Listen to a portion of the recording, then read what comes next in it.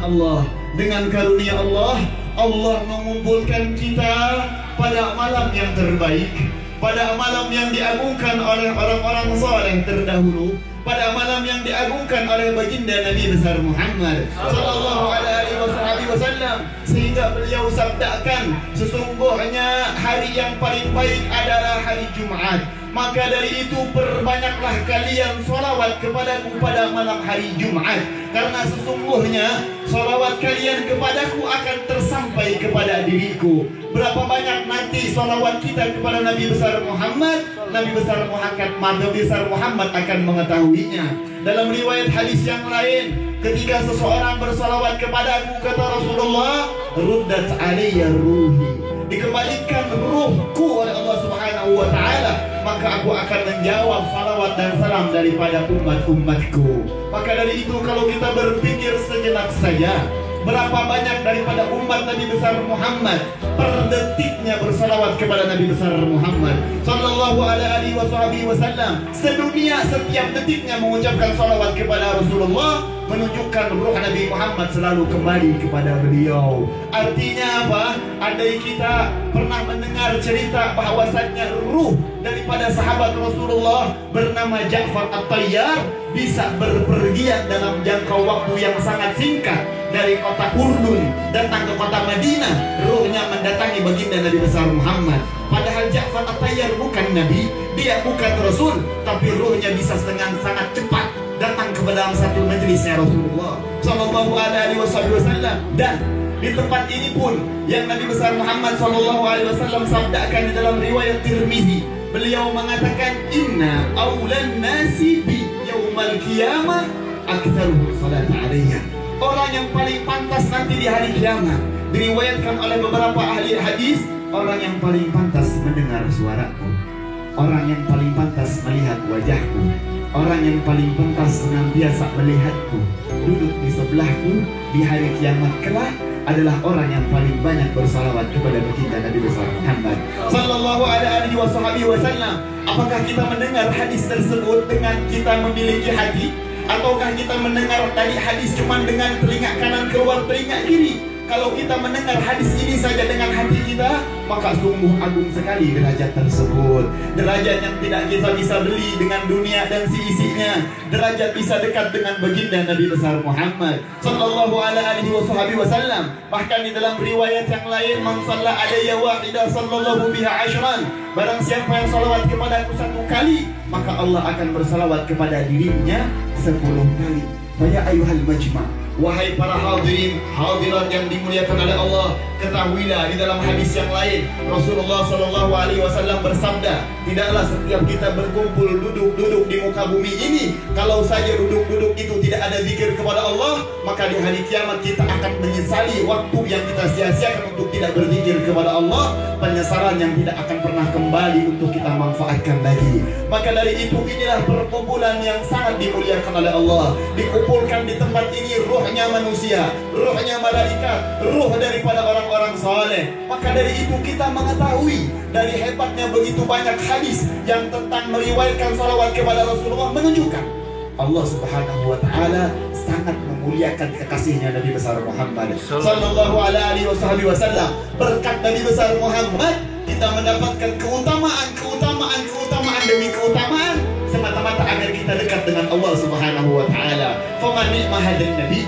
begitu enaknya kita sekarang memiliki Nabi besar Muhammad, begitu senangnya kita sekarang memiliki Rasul Muhammad sallallahu alaihi wasallam. Bahkan diriwayatkan di dalam kitab Tabarani, hadis Tabarani, seorang malaikat berkata di yaumul qiyamah, mereka para malaikat terheran-heran karena ada umat Nabi Nuh, umat Musa, umat Isa, umat Adam, mereka terselamatkan daripada api neraka.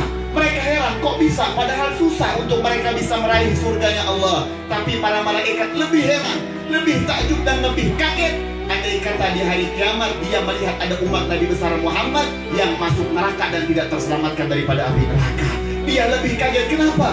Karena di dalam kehidupan umat Nabi besar Muhammad, Allah bukakan pintu keutamaan demi keutamaan, kehebatan demi kehebatan, derajat demi derajat. Maka sangat disayangkan sekali orang-orang yang senantiasa menghabiskan hidupnya hanya dengan duniawiyah, orang-orang yang menghabiskan hidupnya hanya dengan senantiasa mengotori hatinya, membuat dengki satu sama lain, sombong dengan satu sama lain. Dia tidak mementingkan dirinya kelak di yaumil qiyamah. Maka ketahuilah, tidak ada di dalam salah satu majlis di dunia ini pun yang mampu menyebutkan tentang hari kiamat kecuali majlis Rasulullah Sallallahu Alaihi Wasallam. Yang saya maksud majlis Rasulullah adalah majlis yang seperti ini, yang disebutkan di dalamnya salawat kepada Nabi besar Muhammad Sallallahu Alaihi Wasallam. Hanya majlis ini saja yang menyebutkan tentang keadaan-keadaan kiamat. Kalau kita hadir di dalam majlis yang tidak ada sama sekali menyebutkan hari kiamat, bukan karena mereka tidak mempercayainya, karena Allah tidak mentakdirkan dalam diri mereka untuk mereka menjadi orang yang sangat bahagia di hari kiamat. Maka berbahagialah ketika kita kumpul, diterangkan tentang keutamaan bisa dekat dengan Nabi Muhammad. Allah bersalawat kepada kita, kemudian kita dikembalikan rohnya Nabi Muhammad ini tentang hari kiamat kelak. Bukan sekarang yang kita rasakan, tapi karena kita beriman kepada Allah, kita mempercayainya, maka insya Allah di hari kiamat cuma ada dua golongan orang. Yang imma satu orang yang sangat bahagia dan dia tidak akan pernah merugi abadan abad, dan satu lagi orang yang syaqi, orang yang rugi dan dia tidak akan pernah senantiasa mendapatkan kebahagiaan. Maka pilihlah jalan kita, mau kita menjadi orang yang bahagia selama-lamanya atau kita tidak mau menjadi orang yang bahagia selama-lamanya. Karena Allah Subhanahu wa taala yang berfirman di dalam Al-Quran, waja'alna al-arda mihada, aku jadikan muka bumi ini terbentang, waja'alna nauma subata, aku jadikan di dalam tidur kalian sangat nyenyak, aku jadikan malam menjadi ketenangan dalam diri kalian, aku senantiasa turunkan hujan yang deras menderas, semata-mata aku ingin hidupkan yang namanya tumbuh-tumbuhan. Kemudian Allah tutup ayatnya dengan inna yawmal fasli kana miqata, sesungguhnya hari kiamat itu pasti akan datang waktunya. Hanya hitungan waktu saja kiamat akan datang. Maka ketika kita mendengar Allah Subhanahu wa taala berfirman seperti ini, harusnya hati kita senantiasa mempersiapkan kira-kira apa yang akan kita bawa ketika menghadap Allah Subhanahu wa taala. Dan Allah memberikan kita kunci agar kita berhasil di yaumil kiamah dengan kita mendekati Habibuna Muhammad sallallahu alaihi wasallam. Yang andai kata kita sekarang lebih berpikir atau lebih menikmati bagaimana seorang pemikir-pemikir yang dia mampu senantiasa pergi ke planet, melihat kehebatan-kehebatan planet, tapi dia melupakan sang pencipta planet. Tapi kita senantiasa tidak pernah pergi ke langit, kita tidak pernah melihat bintang secara terang benderang, kita tidak pernah juga hadir ke dalam astronot, tapi kita mempercayai semua yang menciptakan itu semua, dan kita mempercayai Allah akan membangkitkan kita di hari kiamat. Maka dari itu ayuhal majma', berbahagialah orang-orang yang berkumpul pada malam hari ini, karena kalian berkumpul untuk senantiasa menyenangkan hati seseorang Nabi yang kita kenal hijrahnya pada bulan Muharram ini atau Rabiul Awal hijrahnya beliau. Kita kenal beliau telah tidur di dalam sebuah gua yang tidurnya beliau tidak memakai bantal, yang tidurnya beliau tidak memakai kasur yang sangat empuk, yang mana Nabi besar Muhammad Sallallahu Alaihi Wasallam melakukan itu semua semata-mata untuk menjadikan kita mengucapkan la ilaha illallah Muhammadun Rasulullah Sallallahu Alaihi Wasallam, agar kalau kita bisa mengucapkan la ilaha illallah, maka kita akan menjadi kelak yang Allah katakan di hari kiamat, orang yang akan menjadi bahagia, orang yang akan senantiasa dekat dengan baginda Nabi besar Muhammad Sallallahu Alaihi Wasallam. Dan kita mengenal ketika Rasulullah di dalam gua yang saat hijrah saat itu Rasulullah merasa kelelahan, Rasulullah tidur di paha Sayyidina Abu Bakar As-Siddiq. Bagaimana kedekatan Nabi besar Muhammad dengan Sayyidina Abu Bakar Siddiq, sehingga beliau jadikan salah satu bantalnya selain bebatuan adalah paha daripada Sayyidina Abu Bakar Siddiq. Maka Sayyidina Abu Bakar Siddiq melonjorkan kakinya, tiba-tiba beliau ada melihat sebuah lubang, yang lubang ini belum tertutup, padahal lubang-lubang yang lain sudah tertutup. Maka beliau menutup lubang tersebut dengan kakinya. Tiba-tiba Rasulullah terbangun daripada tidurnya yang nyenyak, dan dilihat ternyata Rasulullah terbangun gara-gara ada tetesan di pipinya.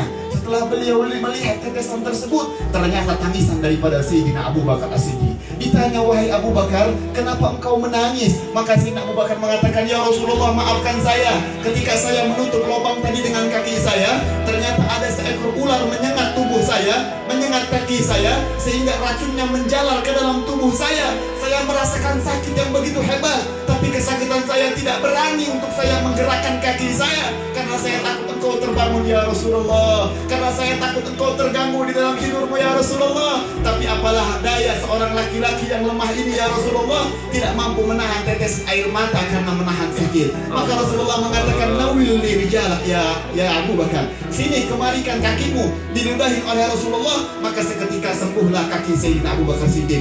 Ayuhal majma', wahai anak-anak muda, wahai seorang laki-laki, ketika kita dituntut untuk mencintai Rasulullah, kita tidak harus dulu kena racun ular, kita tidak harus dulu terkena penyakit. Cukup bagi kita membuktikan cinta kita kepada Nabi besar Muhammad. Tinggalkan pandangan-pandangan yang haram, tinggalkan lisan-lisan yang haram, tinggalkan mendengar hal-hal yang haram. Jangan sampai kita makan tidak peduli mana yang haram, mana yang halal. Cukup kita cinta kepada Rasulullah, hilangkan dari hati kita kotoran tentang kita berdengki kepada orang lain, kita benci kepada orang lain, kita sombong kepada orang lain. Maka itu adalah salah satu bukti cinta yang nyata kepada Nabi besar Muhammad sallallahu alaihi wasallam. Kesimpulannya, kita diberikan oleh Allah kenikmatan yang sangat luas. Bersyukurlah dengan kita selalu mendekatkan diri kita kepada Nabi besar Muhammad sallallahu alaihi wasallam. Entah mendekati dengan cara banyak sholawat, entah mengikuti sunnah-sunnah baginda Nabi besar Muhammad, dan mencintai keluarga baginda Nabi besar Muhammad sallallahu alaihi wasallam. Maka kesimpulan itulah yang ingin saya sampaikan. Dan sebelum kita menutup ini semua, kita meminta kepada Allah Subhanahu wa ta'ala, mudah-mudahan Allah jadikan setiap orang yang berkumpul pada malam hari Jumat ini, tidaklah mereka bangkit dari tempat duduknya ya Allah, kecuali telah Engkau ampunkan dosa-dosanya ya Allah, ya Allah, ya Allah, ya Allah ya Karim. Andai kata Engkau mampu menjadikan malam menjadi siang, siang menjadi malam, dan tidak ada satu negara pun, satu partai pun yang mampu membuat jadi siang menjadi malam, malam menjadi siang, tapi itu hanya Engkau yang mampu, maka Engkau lebih mampu ya Allah untuk mengampunkan dosa setiap orang yang hadir pada majlis ghuraba ini ya Allah. Engkau lebih mampu menghapuskan dosa mata-mata kami, Engkau lebih mampu menghapuskan dosa lisan-lisan kami. Banyak daripada orang yang hadir pada kesempatan malam hari ini, hatinya hadir kepadamu, hatinya hadir bertawajuh kepadamu ya Allah. Maka jangan Engkau lepaskan sebagaimana janji Nabi besar Muhammad, bahwasanya di dalam setiap sehari semalam turun 360 pandanganmu. Siapapun yang mendapatkan satu pandanganmu, lam yasqa bihi abada, mereka tidak akan pernah merugi selama-lamanya ya Allah. Maka berilah salah satu daripada 360 tadi kepada kami yang hadir pada kesempatan malam hari ini ya Allah. Pandanglah kami ya Allah, pandanglah kami ya Allah, sehingga dengan pandanganmu membuat seorang anak yang durhaka berubah menjadi anak yang berbakti, sehingga dengan pandanganmu menjadikan seorang suami yang belum menyayangi istri dan anaknya menjadi suami yang sayang, dengan melihatkan bagaimana sholat istri dan anaknya. Dengan pandanganmu mudah-mudahan menjadikan istri yang belum salehah menjadi istri yang akan terus belajar menjadi istri-istri yang salehah ya Allah. Maka dari itu ya Allah, dan jangan biarkan juga ya Allah ketika kami bangkit dari tempat duduknya, kecuali Engkau tanamkan keistiqomahan di dalam hati kami untuk kami senantiasa beribadah kepadamu dan selalu menjunjung tinggi baginda Nabi besar Muhammad sallallahu